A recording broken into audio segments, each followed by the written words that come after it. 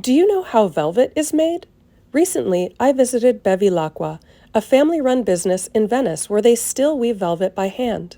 Woven textiles are produced on looms, where the warp threads are stretched taut and raised and lowered in different configurations by treadling, and the perpendicular weft threads are inserted through the opening between the warp threads by the weaver to create fabric. To weave the three-dimensional fuzzy pile of velvet, a second warp is wound onto the loom, and when those threads are raised, a copper wire is inserted into the weft to elevate the threads. Some of the wires are round and are pulled out later, leaving a row of looped threads. But the wires for creating cut pile have a narrow ridge down the surface, and the weaver uses a tiny blade to carefully cut down the length of the ridge and release the wire. Loops of uncut pile reflect light, while fuzzy cut pile absorbs it, giving silk velvet a rich variation of shades that shift in the light.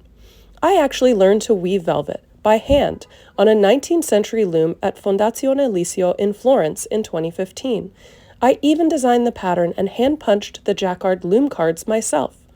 Hand-woven silk velvet is unbelievably plush, like nothing else I've ever touched, and knowing the labor and skill involved, it's worth every penny.